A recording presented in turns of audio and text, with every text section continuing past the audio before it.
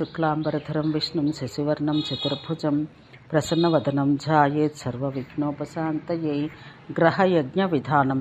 నృపులు గ్రహ యజ్ఞ లక్ష హోమ కోటి హోమంలో సర్వపాప ప్రణాశనమగనని ఎట్లు జరపవలనో జనార్దన సవిస్తరంగా చెప్పును అన మత్స్యుడు ఇట్లు చెప్పాను. రాజా, ప్రాసంగికంగా ఇప్పుడు నీకు నీవడిగింది తెలిపెదను.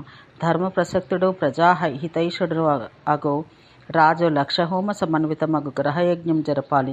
దానికై నదీ సంగమమందో దేవాలయమందో సమప్రదేశాన దైవజ్ఞుల్ని గురువులను ద్విజులను తోడుగా తీసుకొనిపోయి భూపరీక్ష చేయాలి.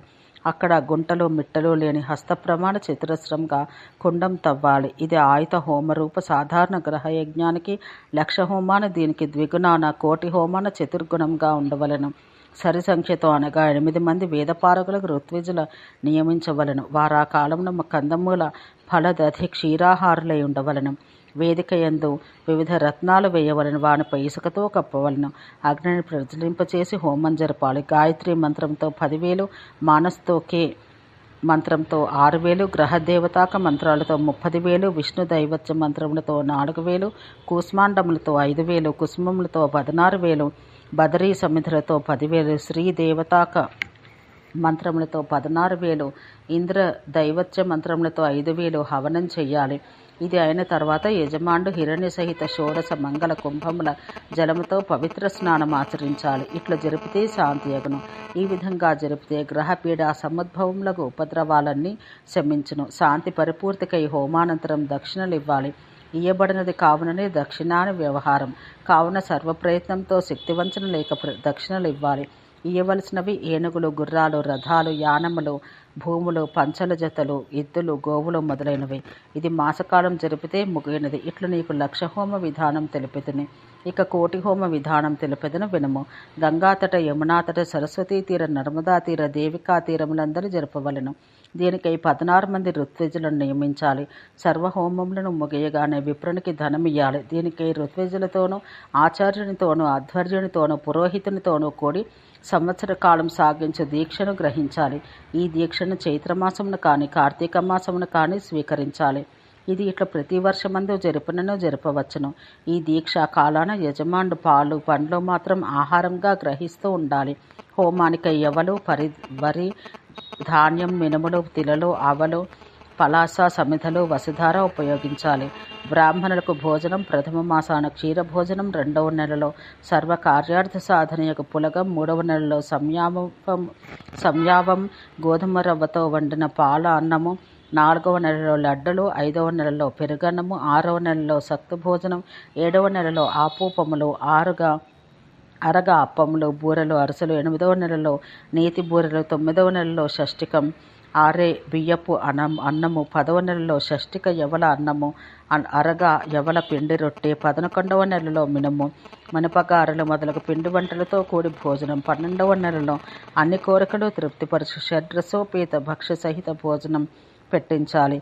ప్రతి మాసమందును బ్రాహ్మణులకు దక్షిణ ఇవ్వవలను. యజమానుడును ఋత్విజులతో కూడి ఆహత వాసుండయనగా చించని జత వస్త్రాలనగా ధోవతుల జతను చించక ఒకదాన్ని కట్టు వస్త్రంగాను 2వ దాన్ని ఉత్తరీయంగాను అమర్చుకొని ధరించిన వాడై దినార్థ కాలం హోమం చెయ్యాలి. ఇది ఇంద్రాది దేవత ప్రీతికరమును సర్వకామప్రదము. ఇట్లు సర్వదేవతోద్దేశకమగు ఈ యజ్ఞాన్ని జరిపి పశు విశేషణ పూర్వకంగా అగ్నిష్టోమాన్ని సర్వదానాదిపూర్వకంగా జరపాలి.